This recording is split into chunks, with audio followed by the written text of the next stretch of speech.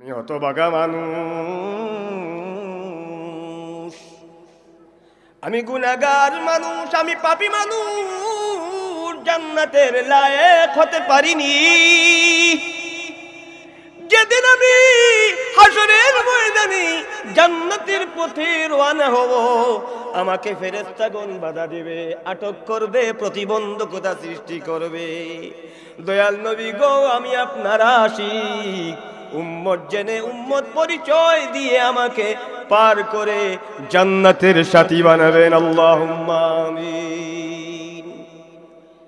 নবী বলেছেন, চার শ্রেণীর মানুষ যারা জান্নাতে প্রবেশ করবে, কোনো বাধা নেই, বিপত্তি নেই, কোনো প্রতিবন্ধকতা নেই, নিরাপত্তার সাথে শান্তির সাথে জান্নাতে প্রবেশ করবে।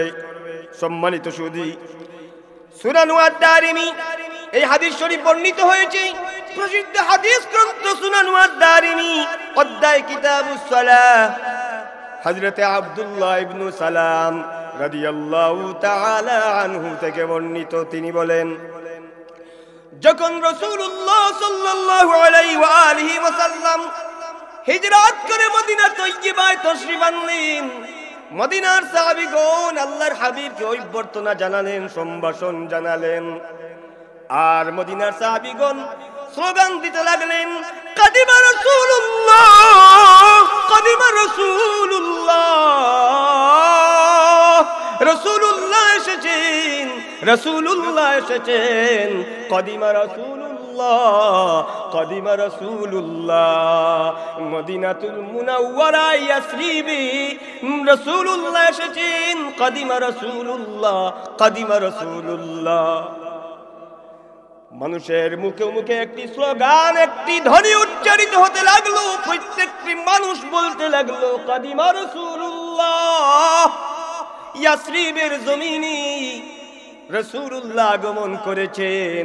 কেউ বলতে লাগলো, তালাআল বাদরু আলাইনা মিন সানিয়াতিল ওয়াদা, যেন সানিয়ায়ে ওয়াদা থেকে আসমানের পূর্ণিমার রাতের চন্দ্র উদিত হয়েছে। সুবহানাল্লাহ বলেন। সুপ্রিয় হাজিরিন, আমার আলোচ্য বিষয় আত্মীয় স্বজনের হক। এই আলোচ্য বিষয়কে সামনে রেখে কোরআন কারীম সূরা বনী ইসরাঈল থেকে একখানা আয়াত কারিমা তিলাওয়াত করেছি। সেই আয়াত কারিমার আলোকে এবং সংশ্লিষ্ট হাদিসে পাকের আলোকে সংক্ষিপ্ত সময়ে আমার আলোচ্য বিষয় উপস্থাপন করার প্রয়াস চালাবো। ওয়ামা তৌফিকি ইল্লা বিল্লাহ, আলাইহি তাওয়াক্কালতু ওয়া ইলাইহি উনীব। সম্মানিত সুধী, ইসলামের দৃষ্টিতে আত্মীয় স্বজনের হক অত্যন্ত গুরুত্বপূর্ণ একটি বিষয়।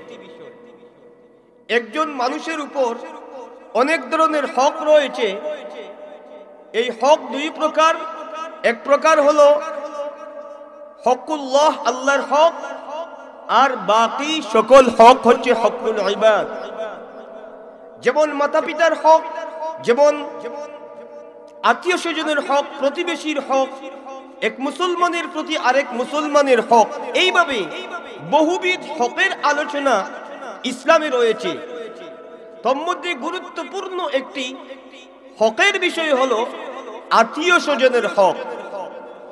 এই বিষয়ের উপর আল্লাহ সুবহানাহু ওয়া তাআলা কোরআন কারীমের মধ্যে অত্যন্ত গুরুত্বপূর্ণ দিক নির্দেশনা দিয়েছেন।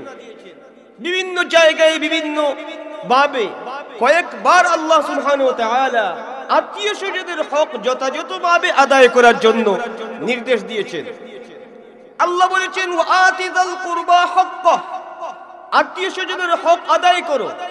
অন্যত্র বলেছেন, ওয়া ইতাইযিল কুরবা, আত্মীয় স্বজনের হক আদায় করা আল্লাহর নির্দেশ। অন্যত্র বলেছেন, ওয়াবিদিল কুরবা ওয়াল জারিদিল ওয়াবিদিল কুরবা, আত্মীয় স্বজনের হক আদায় করো। এইভাবে বারবার আল্লাহ নির্দেশ দিয়েছেন। সূরা বনী ইসরাঈল এই সূরার 25তম আয়াত কারীমার মধ্যে আল্লাহ বলেছেন, ওয়া আতিযাল কুরবা হাক্কাহু ওয়াল মিসকিনা ওয়া ইবনাস সাবিল ولا تبذر تبذيرا আল্লাহ বলেন আত্মীয় স্বজনকে তার হক আদায় করো। হে মুসলমান, হে আমার বান্দাগণ, তোমাদের উপর আল্লাহর নির্দেশ, আত্মীয় স্বজনকে তার হক বুঝিয়ে দাও। আত্মীয় স্বজনের হক যথাযথভাবে আদায় করো এবং মিসকিন এবং পথচারী মুসাফির যারা, তাদেরও হক যথাযথভাবে আদায় করো। এই আয়াত কারিমার মধ্যে আল্লাহ প্রথমে বলেছেন ওয়াআতিযাল কুরবা হাক্কাহ। হে মুসলমান, আত্মীয় স্বজনের হক যথাযথভাবে আদায় করো। আত্মীয় স্বজনের হক বলতে কি? আত্মীয় স্বজনের হক হলো, মুফাসসিরিনে কেরামগণ বলেছেন, আত্মীয় স্বজনের হক আত্মীয় স্বজনের সাথে সুন্দর ব্যবহার করা তার সবচেয়ে বড় হক। সুবহানাল্লাহ। আত্মীয় স্বজনের মধ্যে কেউ ধনী হোক, গরিব হোক, ছোট হোক, বড় হোক, ধনী হোক, গরিব হোক, সর্বোপরি সকল রকমের, সকল প্রকারের, সকল শ্রেণীর আত্মীয় যদি সে আত্মীয় হয়, কোন ব্যক্তির আত্মীয় হয়, তার সাথে ইহসানের ব্যবহার করা, যথাযথ মর্যাদা দেয়া, তার হক আদায় করা আল্লাহ তাআলার নির্দেশ। আত্মীয় স্বজনের হক হলো, যদি কোন আত্মীয় স্বজন অসুস্থ হয়ে যান, রোগাক্রান্ত হয়ে যান, এই আত্মীয় স্বজনের চিকিৎসার ব্যবস্থা করা, এই আত্মীয় স্বজনকে শুশ্রূষা করা, সেবা যত্ন করা। যদি তার চিকিৎসার সামর্থ্য না থাকে, তাহলে তার চিকিৎসার সুন্দর ব্যবস্থা করে দেয়া আত্মীয় স্বজনের হক। আত্মীয় স্বজনের হক হলো, যদি কোনো আত্মীয় স্বজন গরিব হয়ে থাকে, দুঃখী হয়ে থাকে, নিঃসম্বল হয়ে থাকে, নিঃস্ব হয়ে থাকে, ধনী আত্মীয় স্বজনের দায়িত্ব হলো এই আত্মীয় স্বজনকে টাকা কড়ি দিয়ে সাহায্য সহযোগিতা করা। কোন আত্মীয় স্বজন যদি পেরেশানির মুখোমুখি হয়ে যায়, ক্ষতিগ্রস্ত হয়ে যায়, ধনী আত্মীয় স্বজনের হক হলো ওই আত্মীয়কে মৌখিকভাবে সান্ত্বনা দেয়া, পেরেশানি দূর করার জন্য ব্যবস্থা নেয়া। আত্মীয় স্বজনের কেউ যদি মারা যায়, তাহলে আত্মীয়ের হক হলো ওই মৃত আত্মীয়ের জানাজার নামাজে অংশগ্রহণ করা, দাফন কাফনের ব্যবস্থা করা, আর শোকাহত পরিবারের প্রতি সমবেদনা জ্ঞাপন করা। এই সবগুলোর নাম হচ্ছে, আল্লাহ এই সবগুলো হুকুম করেছেন কোরআন শরীফের আয়াতের মাধ্যমে। ওয়াআতিযাল কুরবা হাক্কাহ। হে মুসলমান, হে আমার বান্দা, তোমরা তোমাদের আত্মীয় স্বজনের হক যথাযথভাবে আদায় করো। সুবহানাল্লাহ। সম্মানিত সুধী, যদি আমরা আত্মীয় স্বজনের হক আদায় করি, তাহলে আমাদের লাভ কি হবে? আমাদের জানা থাকা দরকার, আত্মীয় স্বজনের হক যদি যথাযথভাবে আদায় করি, তাহলে আমার লাভ কি হবে, আমার কি উপকার হবে, কিভাবে আমি উপকৃত হব। কেননা আমরা লাভের অংশটা সবচেয়ে বেশি তলাশ করি। জুড়ে বলেন ঠিক কিনা? সম্মানিত সুধী, আমি আপনাদের খিদমতে এই ব্যাপারে একখানে হাদিস উপস্থাপন করেছি। হাদিস জগতের প্রসিদ্ধ হাদিস গ্রন্থ তিরমিজি শরীফ, সুনানু তিরমিজি, অধ্যায় কিতাবুল বিররি ওয়াসসিলা ওয়াল আদাব আর রাসূলিল্লাহ সাল্লাল্লাহু আলাইহি ওয়া আলিহি ওয়াসাল্লাম, রিওয়ায়া নাম্বার 1979। হযরত আবু হুরায়রা রাদিয়াল্লাহু তাআলা আনহু রিওয়ায়াত করেছেন, রাসূলুল্লাহ সাল্লাল্লাহু আলাইহি ওয়া আলিহি ওয়াসাল্লাম নূরের জবানে ইরশাদ করেছেন, তাআল্লামু মিন আনসাবিকুম মা তাসিলুনা বিহি আরহামাকুম। তোমরা তোমাদের বংশধারার ব্যাপারে জ্ঞান অর্জন করো, আত্মীয়তা আত্মীয়তার সম্পর্ক তোমরা বজায় রাখো, আত্মীয়তার সম্পর্কে যথার্থ মর্যাদা দাও, আত্মীয় স্বজনকে যথাযথ হক আদায় করো, যথাযথ মর্যাদা প্রদান করো, আত্মীয় স্বজনের সাথে সুসম্পর্ক তৈরি করো। সম্মানিত সুধী, আল্লাহর নবী আবার বলেছেন, ফাইন্না সিলাতার রাহিমি মাহাব্বাতুন ফিল আহলে। যদি রে মুসলমান আমার উম্মত, যদি তুমি তোমার আত্মীয় স্বজনের সাথে সুসম্পর্ক গড়ে তুলো, তাহলে তোমাদের মধ্যে পারস্পরিক মুহাব্বত, ভালোবাসা, সম্প্রীতি তৈরি হবে। জুড়ে বলেন সুবহানাল্লাহ। পারিবারিক মুহাব্বত তৈরি হবে, আন্তরিকতা তৈরি হবে, সুসম্পর্ক তৈরি হবে, একে অন্যের দুঃখে সাথী হবে, একজন আরেকজনের প্রতি সহানুভূতিশীল হবে, সম্প্রীতি তৈরি হবে, আন্তরিকতা তৈরি হবে। সম্মানিত সুধী, শুধু তাই নয়, রাসূলুল্লাহ সাল্লাল্লাহু আলাইহি ওয়া আলিহি ওয়াসাল্লাম নূরের জবানে বলেছেন, মাসরাতুন ফিল মালে মানসাআতুন ফিল আসার। যদি কোন ব্যক্তি আত্মীয় স্বজনের হক আদায় করে, যদি কোনো ব্যক্তি আত্মীয় স্বজনকে সম্মান প্রদর্শন করে, ইহসানের ব্যবহার করে, আত্মীয় স্বজনের সাথে সুসম্পর্ক রাখে, ওই ব্যক্তির সম্পদ বৃদ্ধি পাবে, আল্লাহ তার সম্পদের মধ্যে বারাকা দান করবেন। আত্মীয় স্বজনের সাথে যদি কেউ সুসম্পর্ক তৈরি করে, আমার নবী বলেছেন, ওই ব্যক্তির হায়াতের মধ্যেও আল্লাহ বারাকা দান করবেন। সুবহানাল্লাহ। তাহলে আমরা বুঝতে পারলাম, নবী বলেছেন আত্মীয় স্বজনের সাথে সুসম্পর্ক তৈরি করুন। যদি আত্মীয় স্বজনের সাথে সুসম্পর্ক তৈরি করতে পারো, তাহলে তোমাদের একে অন্যের প্রতি মুহাব্বতের সম্পর্ক তৈরি হবে। আত্মীয় স্বজনের হক যদি আদায় করো, তাহলে তোমার সম্পদ বৃদ্ধি পাবে, রিজিক বৃদ্ধি পাবে। আত্মীয় স্বজনের হক আদায় করলে তোমার হায়াতের মধ্যে বারাকা হবে।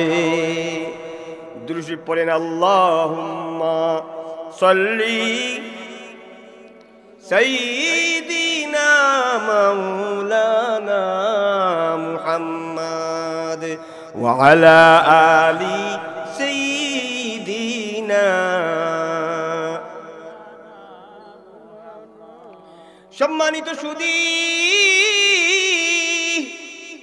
আত্মীয় স্বজনের হক এমন একটি গুরুত্বপূর্ণ বিষয়। আমার নবী এমন কিছু মানুষের ব্যাপারে নূরের জবানে সুসংবাদ দিয়েছেন, যারা আল্লাহর জান্নাতে নিরাপদে প্রবেশ করার সৌভাগ্য অর্জন করবে। আল্লাহর জান্নাতে এমন কিছু মানুষ শান্তির সাথে, নিরাপত্তার সাথে প্রবেশ করবে, কেউ বাধা দিবে না। জান্নাতে সকল মানুষ যেতে পারবে না। জান্নাতে যাওয়ার ক্ষেত্রে অনেক প্রতিবন্ধকতা আছে, অনেক জাস্টিফাই আছে। মধ্যখানে ফেরেশতাগণ আটক করবেন, সার্চ করবেন কিনা জুড়ে বলেন। সম্মানিত সুধী, এই জন্য হযরত সাহেব কিবলা রহমতুল্লাহি আলাইহি নালায়ে কলন্দর শরীফের মধ্যে অভিপ্রায় ব্যক্ত করেছেন, রাহে জন্নতে राह जन्नते में हमें जब रूक लेकर रू दिया, राह जन्नते में हमें जब रूक लेकर रू दिया, साथ अपने उम्मतों के ले बुला ले ना मुझे। আমি হতভাগা মানুষ, আমি গুনাহগার মানুষ, আমি পাপী মানুষ, জান্নাতের লায়েক হতে পারিনি। যেদিন আমি হাসরের ময়দানে জান্নাতের পথে রওনা হব, আমাকে ফেরেশতাগণ বাধা দিবে, আটক করবে, প্রতিবন্ধকতা সৃষ্টি করবে। দয়াল নবী গো, আমি আপনার আশিক, উম্মত জেনে উম্মত পরিচয় দিয়ে আমাকে পার করে জান্নাতের সাথী বানাবেন আল্লাহুম্মা আমিন। নবী বলেছেন 4 শ্রেণীর মানুষ যারা জান্নাতে প্রবেশ করবে, কোনো বাধা নেই, বিপত্তি নেই, কোনো প্রতিবন্ধকতা নেই, নিরাপত্তার সাথে শান্তির সাথে জান্নাতে প্রবেশ করবে। সম্মানিত সুধী, সুনান আদ-দারিমি এই হাদিস শরীফ বর্ণিত হয়েছে। প্রসিদ্ধ হাদিস গ্রন্থ সুনান আদ-দারিমি অধ্যায় কিতাবুস সালাহ, হযরতে আব্দুল্লাহ ইবনে সালাম রাদিয়াল্লাহু তাআলা আনহু থেকে বর্ণিত। তিনি বলেন, যখন রাসূলুল্লাহ সাল্লাল্লাহু আলাইহি ওয়া আলিহি ওয়াসাল্লাম হিজরত করে মদিনা তয়্যিবায় তাশরীফ আনলেন, মদিনার সাহাবীগণ আল্লাহর হাবিবকে অভ্যর্থনা জানালেন, সম্ভাষণ জানালেন। আর মদিনার সাহাবীগণ স্লোগান দিতে লাগলেন, কাদিমা রাসূলুল্লাহ, কাদিমা রাসূলুল্লাহ, রাসূলুল্লাহ এসেছেন, রাসূলুল্লাহ এসেছেন, কাদিমা রাসূলুল্লাহ, কাদিমা রাসূলুল্লাহ।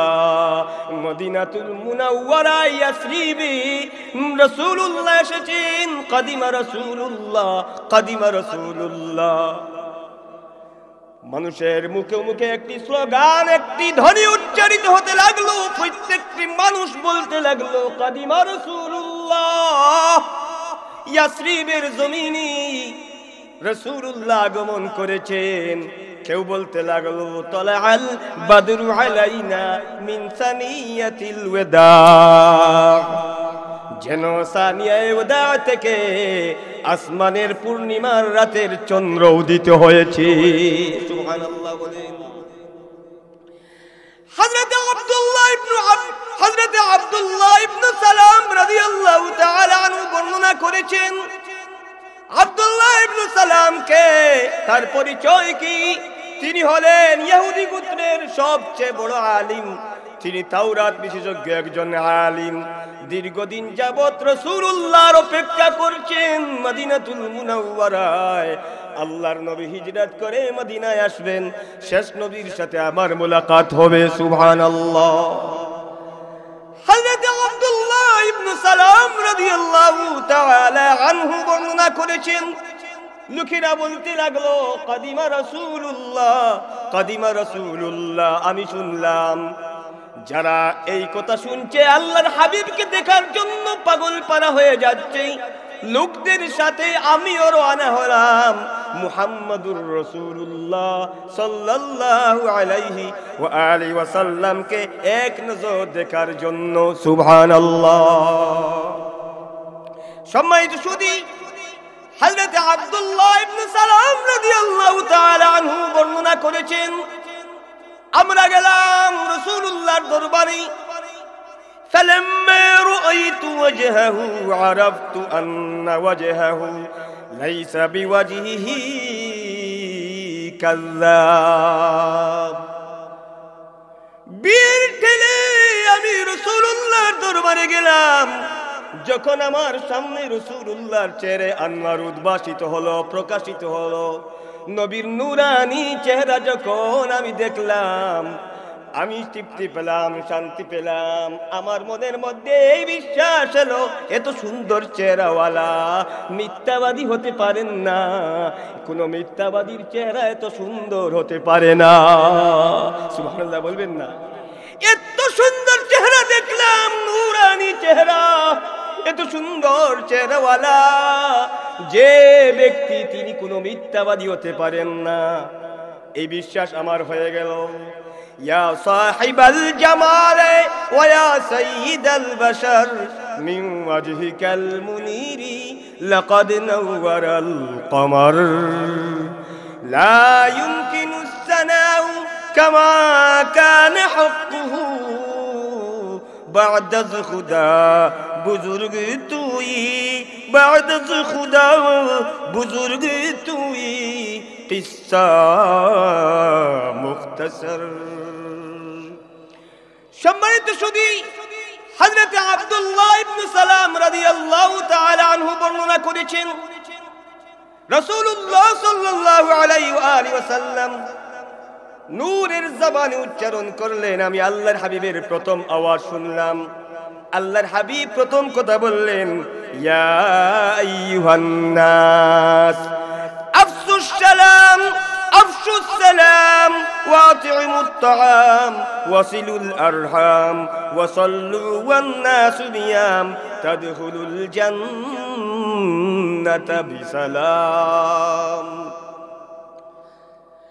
হযরত আব্দুল্লাহ ইবনে সালাম রাদিয়াল্লাহু তাআলা আনহু বর্ণনা করেছেন, রাসূলুল্লাহ সাল্লাল্লাহু আলাইহি ওয়া আলিহি ওয়াসাল্লাম নূরের জবানে প্রথম যে নসিহত করেছেন আমি শুনলাম, হে মানব জনগোষ্ঠী, ইয়া আইয়ুহান নাস, হে মানব জনগোষ্ঠী, আফসুস সালাম, সালামের প্রসার করো, ছোট বড় প্রত্যেক মুসলমানকে বেশ বেশ করে সালাম দাও। ওয়া আতিমুত তাআম, একজন আরেকজনকে খাওয়াও, অন্য লোকদেরকে খাওয়ানোর অভ্যাস করো।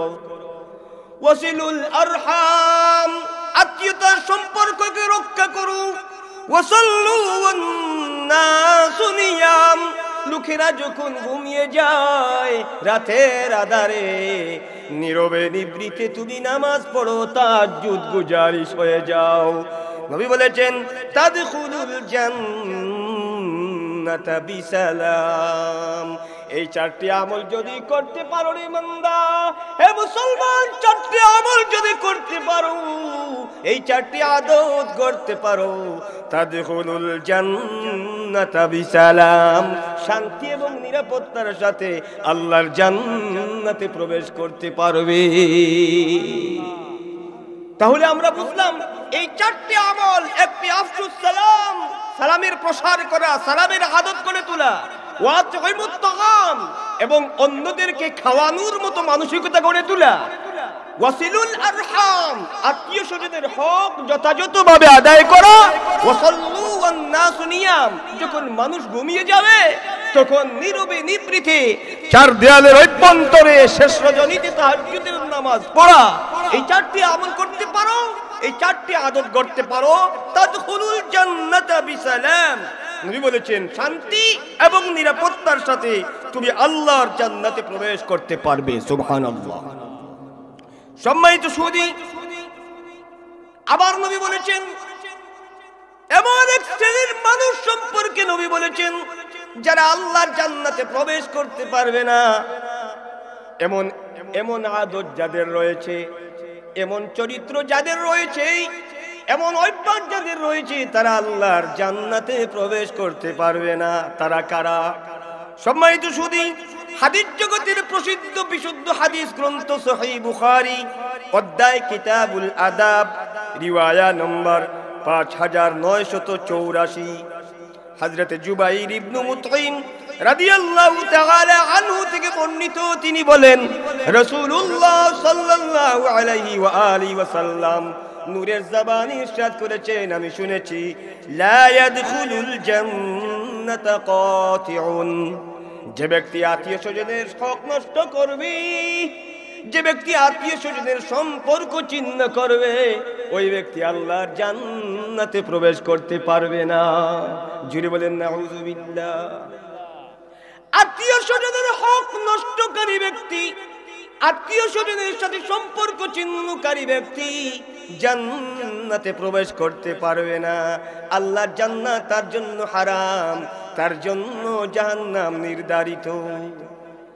আমরা জানতে পেরেছি চারটি আদত যার মধ্যে রয়েছে, তারা নিরাপদ এবং শান্তিতে বেহেশতে প্রবেশ করার সৌভাগ্য অর্জন করবে।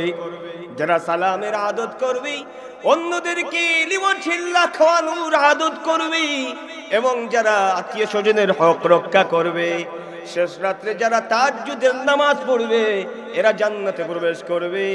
কিন্তু যারা আত্মীয় স্বজনের হক ছিন্ন করবে, তারা আল্লাহর জান্নাতে প্রবেশ করতে পারবে না। নাউযুবিল্লাহি মিন যালিক। ও মুসলমান, আমরা বুঝি না দুনিয়াতে সাময়িক কিছুদিন আমরা বাহাদুরি দেখাই, কিন্তু রে মুসলমান, এই দুনিয়া আমার জন্য চিরস্থায়ী নয়। একদিন আমাকে দুনিয়ার মুসাফিরি জিন্দেগি ছেড়ে কবরে চলে যেতে হবে। জুড়ে বলেন ঠিক কিনা? আমরা এসেছি কোথা থেকে এসেছি, আমরা যাব কোথায়, আছি কোথায়, চিন্তা করে দেখো। আমরা জান্নাতে ছিলাম, জান্নাতের অধিবাসী ছিলাম। জান্নাত থেকে আল্লাহ আমাদেরকে জমিনে পাঠিয়েছেন পরীক্ষা করার জন্য। আল্লাহর পরীক্ষায় উত্তীর্ণ হয়ে আল্লাহর হুকুম তামিল করে করে আল্লাহকে খুশি করে আমাদেরকে যেতে হবে জান্নাতে। যদি আমরা মিস্টেক করি, আমরা যদি বিভুল হয়ে যাই, আমরা যদি পথহারা হয়ে যাই, বিপত্তি হয়ে যাই, জান্নাতের পথ থেকে বিকৃত হয়ে, বিভ্রান্ত হয়ে, পথভ্রষ্ট হয়ে জাহান্নামে চলে যাব। চিন্তা করে দেখেন আমরা কোন পথে যাচ্ছি, জান্নাতের পথে না জাহান্নামের পথে? জুড়ে বলেন ঠিক কিনা? ভেবে দেখো রে মুসলমান, তুমি কোন পথে রওনা হচ্ছ, তুমি কোন পথ ধরেছ, জান্নাতের পথ না জাহান্নামের পথ?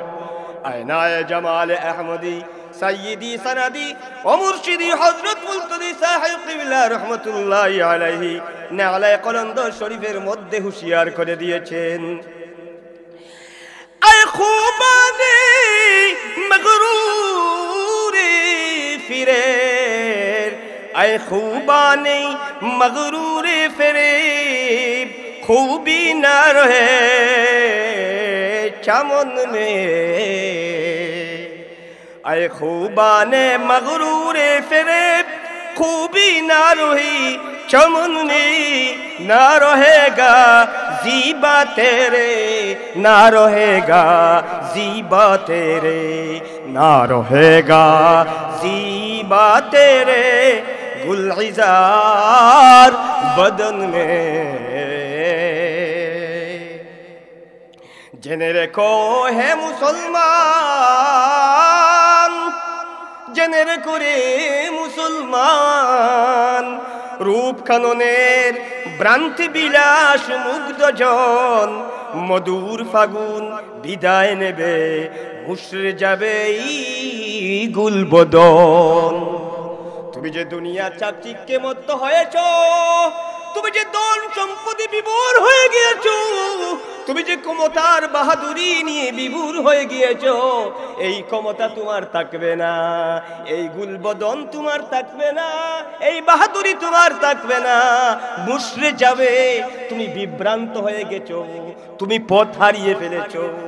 তুমি যাওয়ার কথা ছিল জান্নাতের পথে, আল্লাহর পথে রওনা হওয়ার কথা, তোমার মকসুদে মঞ্জিল আল্লাহর জান্নাত, কিন্তু তুমি পথ হারিয়ে জাহান্নামের পথে রওনা হয়ে গিয়েছো। তুমি বিভ্রান্ত হয়ে যাচ্ছ, তোমার এই বাহাদুরি থাকবে না, মুশরে যাবে একদিন তোমার এই গুলবদন। এই জন্য আমাদেরকে হুঁশিয়ার হতে হবে। জুড়ে বলেন ঠিক কিনা? একটু দুরূদ শরীফ পড়েন, আল্লাহুম্মা সাল্লি আলা সাইয়্যিদিনা মাওলানা ওয়া আলা আলি সাইয়্যিদিনা। বাড়ি বাড়ি করো মন রে, এই বাড়ি তো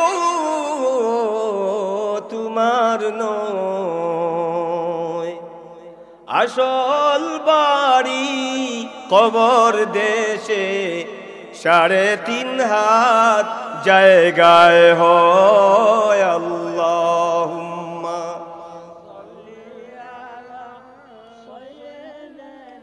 মাওলানা মুহাম্মদ ওয়া আলা বেদনা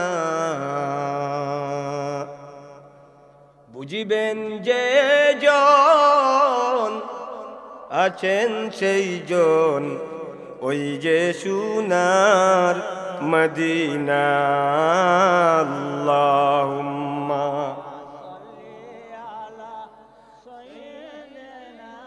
মাওলানা মুহাম্মদ ওয়া আলা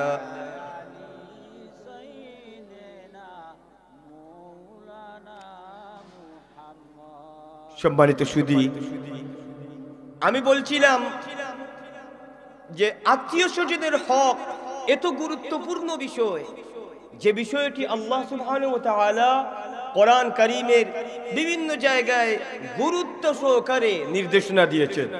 আমাদের জানা থাকা দরকার, জানা উচিত আসলেই আত্মীয় স্বজনের এত গুরুত্ব, আত্মীয়তার হক, যাকে হাদিস শরীফে বলা হয় সিলাতুর রাহিম। হাদিস শরীফে বলা হয়েছে সিলাতুর রাহিম, আত্মীয়তার সম্পর্ক রক্ষা করা অত্যন্ত গুরুত্বপূর্ণ একটি বিষয়। এর কারণ কি? এর কারণ হলো, আমি আপনাদের খিদমতে উপস্থাপন করছি হাদিস জগতের প্রসিদ্ধ বিশুদ্ধ হাদিস গ্রন্থ সহিহ বুখারী, অধ্যায় কিতাবুল আদাব। এই অধ্যায়ে বর্ণিত রিওয়ায়াহ নম্বর ফুয়াদ আব্দুল বাকি তরকিব মোতাবিক রিওয়ায়া নম্বর 5980, হযরত আবু হুরায়রা রাদিয়াল্লাহু তাআলা আনহু বর্ণনা করেছেন, রাসূলুল্লাহ সাল্লাল্লাহু আলাইহি ওয়া আলিহি ওয়াসাল্লাম নূরের জবানে ইরশাদ করেছেন, আল্লাহর হাবিব বলেন, ইন্নাল্লাহা খালাকাল খালকা হাত্তা ইযা ফারাগা মিন খালকিহি। আল্লাহ তাআলা तमाम সৃষ্টি করলেন, আসমান সৃষ্টি করলেন, জমিন সৃষ্টি করলেন, লৌহ কলম কুল কায়নাত সৃষ্টি করলেন। যত সৃষ্টি আছে আল্লাহ তাআলা तमाम সৃষ্টি সম্পন্ন করলেন।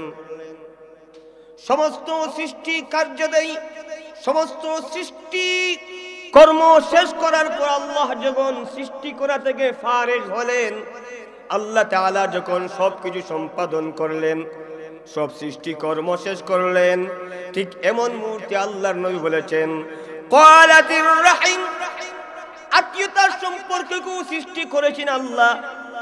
এই আত্মীয়তার সম্পর্ক আল্লাহ সুবহানাহু ওয়া তাআলার দরবারে আরজ করলো, আইবারে ইলাহি হাযা মাকামুল আইয বিকা মিনাল কতিআ। আইবারে ইলাহি,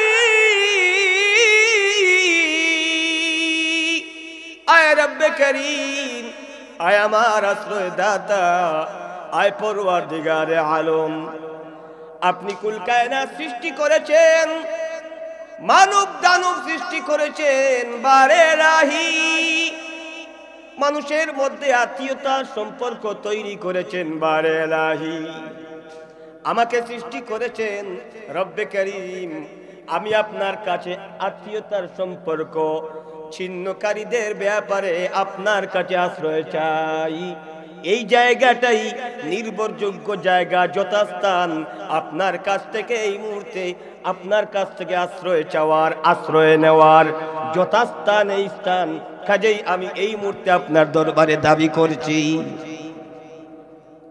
আইবারে ইলাহি মানুষের জন্য আমাকে সৃষ্টি করেছেন সিলাতুর রহিম, আত্মীয়তার সম্পর্ক রক্ষাকারী, আত্মীয়তার সম্পর্ক আমাকে বানিয়েছেন।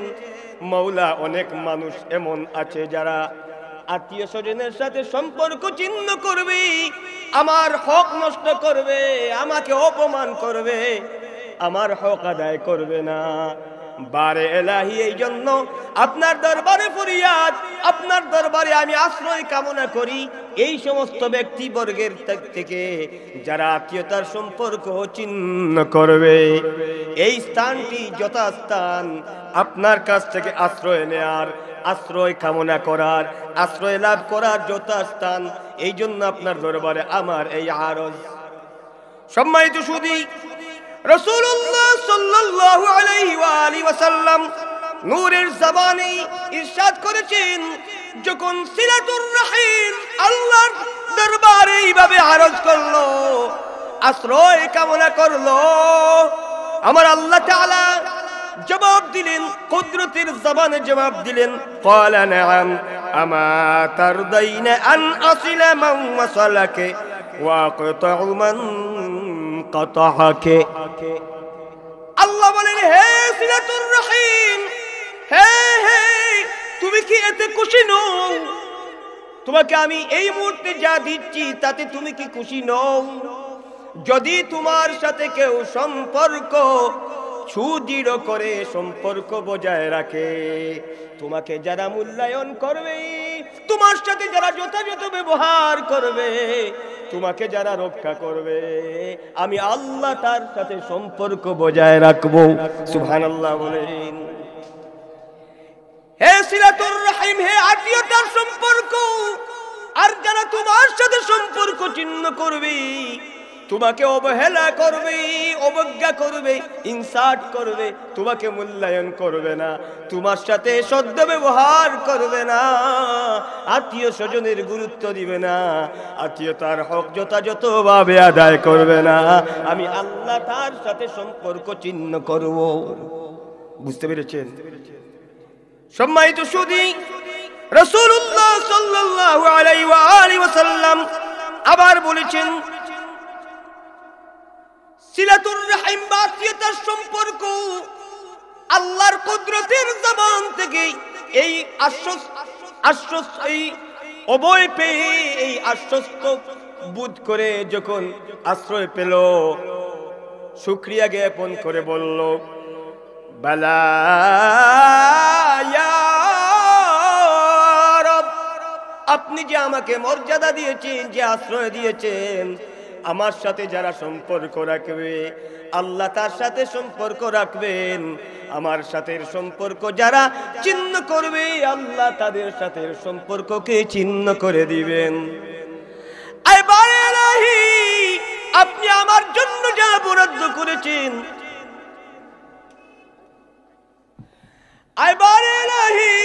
আপনি আমার জন্য যা বরাদ্দ করেছেন মাওলা, আমি তাতে খুশি।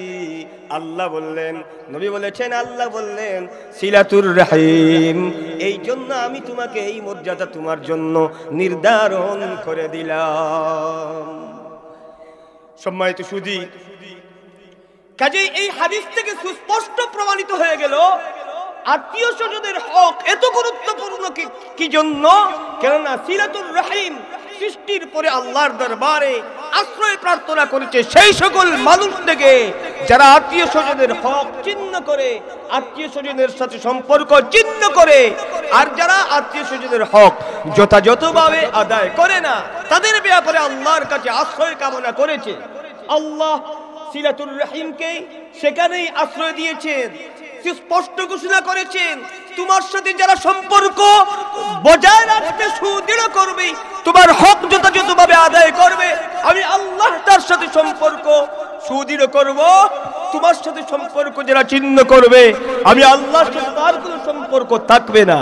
সম্মানিত সুধী, কাজেই আত্মীয় স্বজনের হক আমাদেরকে যথাযথভাবে আদায় করা জরুরি। এই ব্যাপারে আমরা গুরুত্ব আরোপ করব।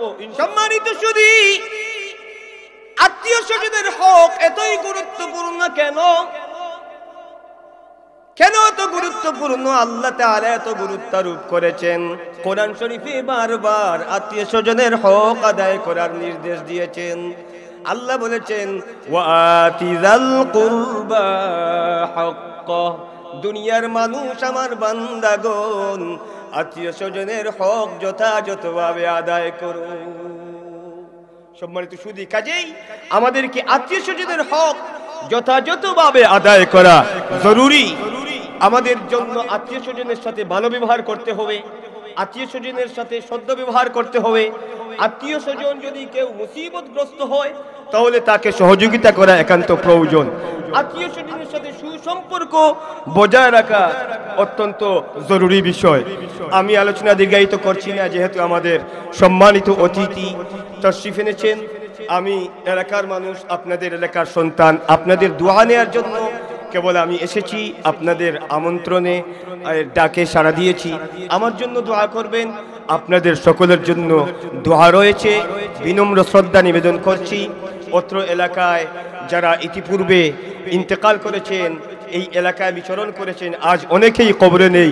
আল্লাহ সকলকে গরিকে রহমত করুন, সকলের কবরকে জান্নাতের বাগান বানিয়ে দেন, এই প্রত্যাশা ব্যক্ত করে বিদায় নিচ্ছি। ওমা আলাইনা ইল্লাল বালাগুল মুবিন। আল্লাহুম্মা আমিন। রব্বানা তাকাব্বাল মিন্না ইন্নাকা আনতাস সামিউল আলিম ওয়া তুব আলাইনা ইয়া মাওলানা ইন্নাকা আনতাত তাওয়াবুর রহিম। रब्बिरहमहुमा कमा रब्बयानी सगीरा रब्बिरहमहुमा कमा रब्बयानी सगीरा रब्बिरहमहुमा कमा रब्बयानी सगीरा। अल्लाहुम्मा बल्लिग मिन्ना अल्फ अल्फ सलातन व तस्लीमन कसीरन कसीरा इला खिदमत नबिय्यिकल मुस्तफा व हबीबिकल मुर्तदा सल्लल्लाहु अलैहि व आलिहि व सल्लम। अल्लाहुम्मा बल्लिग हदियतन मिन्ना इला खिदमत मुर्शिदी अल्लाहुम्मा बल्लिग हदियतन मिन्ना इला खिदमत वालिदी सल्लल्लाहु तआला अला खैरि खल्क़िही। फजल कर हम पर इलाही औलिया के वास्ते मुर्शिदे कामिल मुकम्मल पारसा के वास्ते खादिम कुरआन आशिक़ मुस्तफ़ा इमाम तुक़ा शेख अल्लामा मोहम्मद अब्दुल लतीफ़ चौधरी साहिब क़िबला फूल तली रहमतुल्लाहि तआला अलैहि की वास्ते सल्लल्लाहु तआला अला खैरि खल्क़िही सय्यिदिना व मौलाना मुहम्मदिन व अला आलिहि व अस्हाबिही अजमईन आमीन बिरहमतिका या अरहमर राहिमीन। अस्सलामु अलैकुम व रहमतुल्लाह।